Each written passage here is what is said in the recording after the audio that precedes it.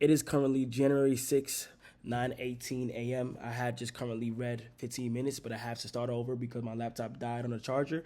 And I just read chapter 6, and it basically going into detail on how to stop thinking and that overthinking isn't healthy, and understanding that to become the person that you want to become, thinking at an insane rate over and over again about simple things or hard things can lead to suffering even more. That is about it. But without further ado, 15 minutes on the clock. I am reading to help myself speak better. 3, 2, 1. 15 minutes. Practical steps for how to stop thinking. Learning to overcome our thinking may be simple, but it is not always easy. Becoming aware of our emotional states and letting go of our painful thinking patterns without fighting them will take practice. If you are still struggling with how to stop thinking, it is okay. Do not beat yourself up over it. What we need most during difficult times is not more self-criticism, but more love, compassion, and patience for ourselves. Here is a simple 5-step process to help you let go of your thinking, which you'll notice conveniently spells out the acronym PAUSE. The first step is to pause and begin taking deep breaths to help calm our nervous systems. Deep breaths pull our focus away from thinking mind and into our bodies, anchoring us in the present moment. This allows us to become aware of our emotions and also detach from them. Pausing creates space between our emotions and actions, giving us the opportunity to choose a new response rather than repeating the same conditioned reactions that keep us in the cycle of suffering. Without this space, change cannot exist. Space has the illusion of emptiness on the surface. It is not empty, but filled with infinite possibilities for us to choose a new experience of life. Within the space between our thoughts and your thinking lies the peace you've been seeking. Step 2 is to ask yourself, is this thinking making me feel making me feel the way I want, or do I want to keep suffering? These questions reminds us the power we have to choose whether we want to emotionally suffer or not. If we want to keep feeling the way we do, then we can choose to do so.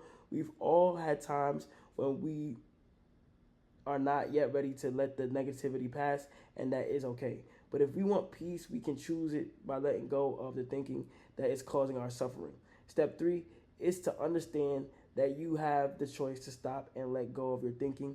At this moment, you must decide what you want. Is it peace, or is it to continue the thinking that is causing the suffering? This can be scary, but if you trust yourself and that you will be okay no matter what happens, it becomes easier to let go. Step 4 is to say and repeat to yourself, thinking is the root cause of suffering. Reminding yourself of this disempowers your thinking, making it easier to manage because you begin to see through it. Repeating this phrase to yourself like a mantra when you begin experiencing negative emotions is powerful practice. It is difficult for our minds to have multiple thoughts simultaneously, so repeating a single phrase forces the brain to focus only on it rather than something else. The reason mantras are effective is not just because of the power of words to influence our beliefs, but because they reduce or even stop our minds from thinking. Step 5 is to experience your emotions fully. Most of our destructive habits and behaviors come from the avoidance and suppression of emotions. When we ignore or fight our feelings, we only make our suffering worse. We are not trying to bypass our emotions. Rather, we are trying to accept and feel them fully without judgment. Suffering comes not from our emotions, but from the thinking we attach to the emotions.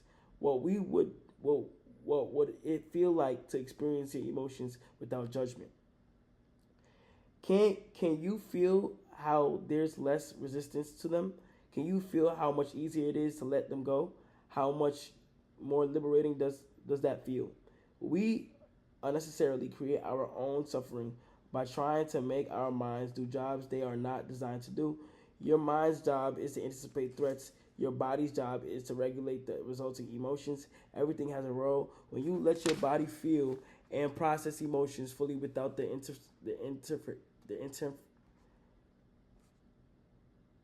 the inner watch this. Okay, hold on.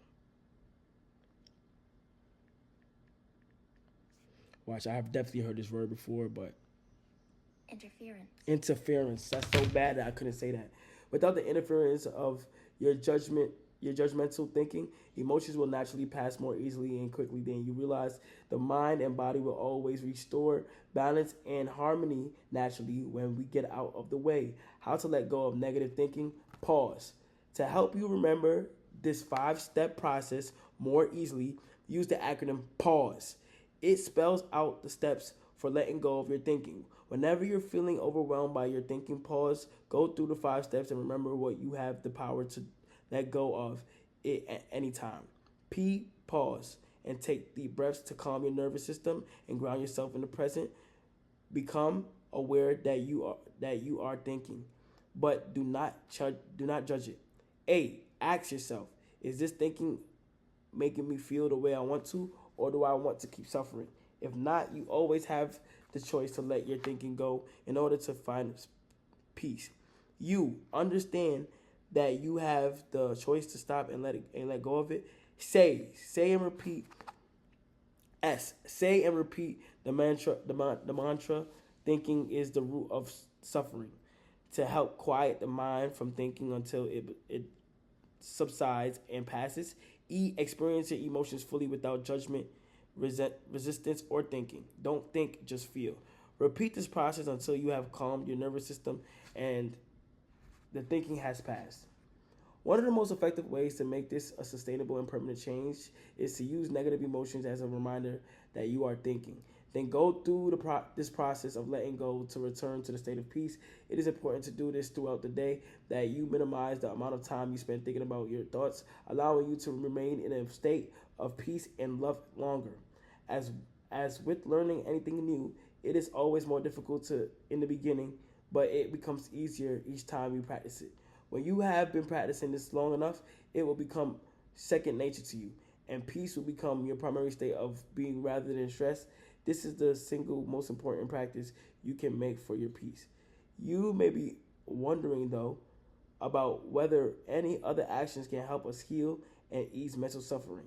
Most most modality, uh, modalities, modality.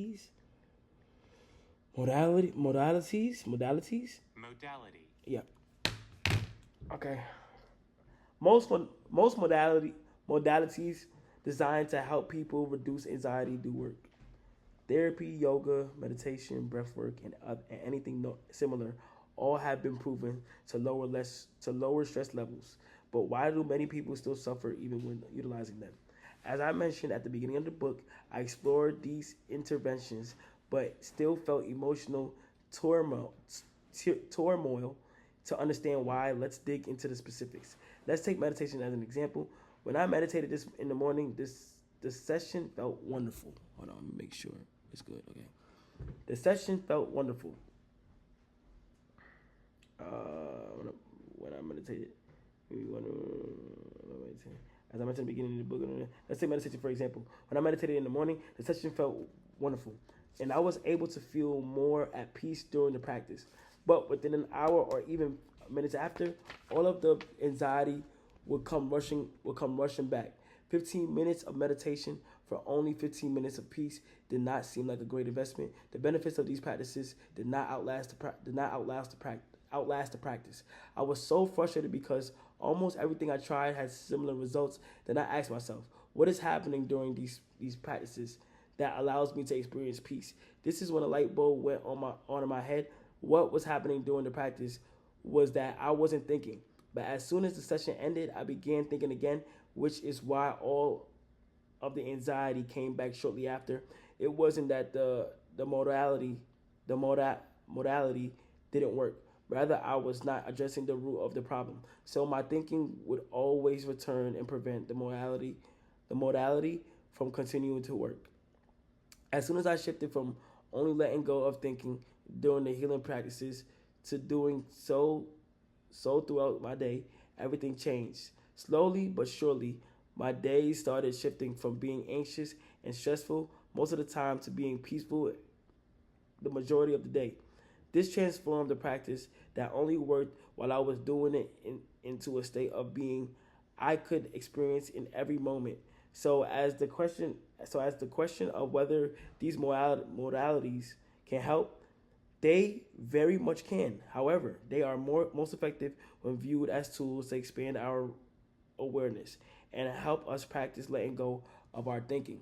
The important thing to recognize is that we need to take with us the non thinking skills we learn during these other practices and continue to use them throughout the day. The concept of non thinking is meant not to replace any practice you currently have, but to complement, enhance, and prolong the effects of what you already do. One of the greatest powers we possess is choice. Chapter 8. How can we possibly thrive in the world without thinking? Anxiety is thought without control. Flow is control without thought. Now that you've come to the realization that thinking is the root of suffering, you may be wondering, how can I possibly thrive in the world without thinking? To answer this question, let's consider a different one. What thoughts are going through your head when you're doing your absolute best work? When you're fully captivated and entranced by what you're doing in the moment. Take a moment and see what answer comes up. If you still haven't had any insight from an answer, here's another question that may help.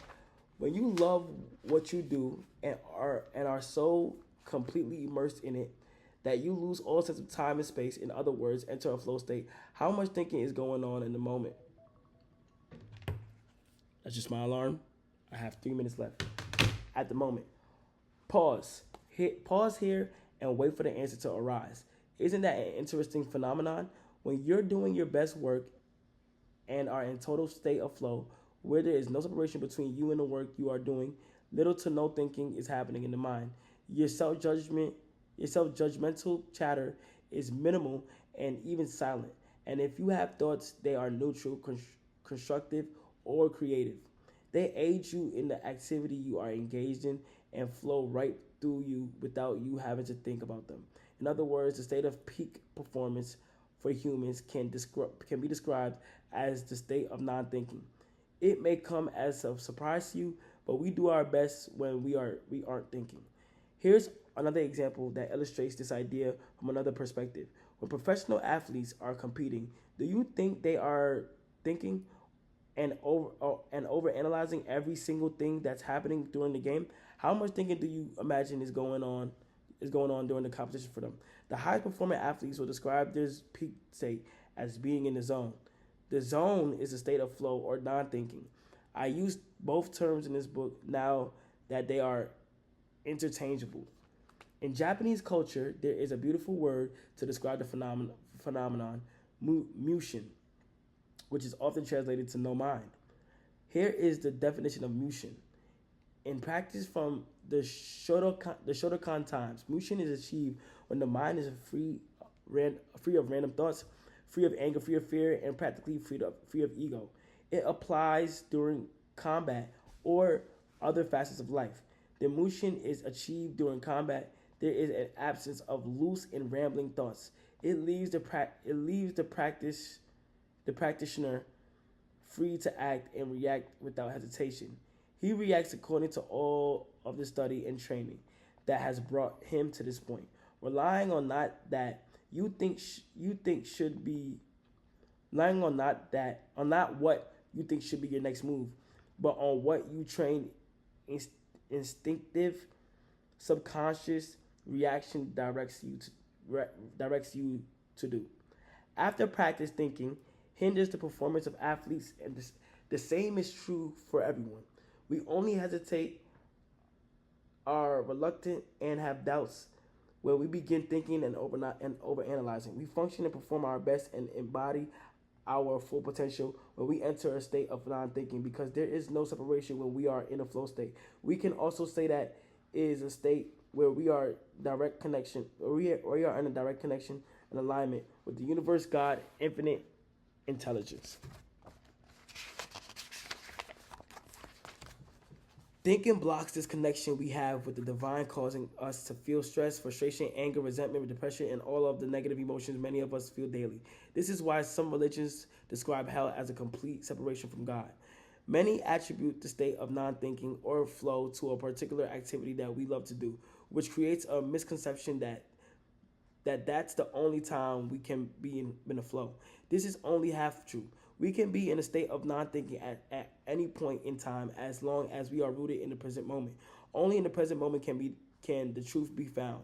This is why mindfulness instructors, spiritual masters, and even therapists share the importance of meditation, breathing, and being in the present moment. In the Bible, when Moses asks God his name, he replies, "I am." God doesn't say he was or will be, because those exist in the now. He simply says, "I am." God, truth, and universe, freedom, peace, and joy and love. These terms are all synonyms. Synonymous. All right, time is done, but I'm gonna keep reading. Can only be found and therefore experienced in the present. In a state of flow, grounded in the present moment, we are free from the limitations of ego and can create the most incredible things in the world. You cannot think your way into flow, just as much you cannot think your way into love. Both are natural occurrence. When we let go and allow the full, authentic expression of ourselves to come forth, they are a byproduct and surrender and trust. We're on chapter 9. That is reading for 15 minutes. I am reading to improve the way that I speak. And yeah.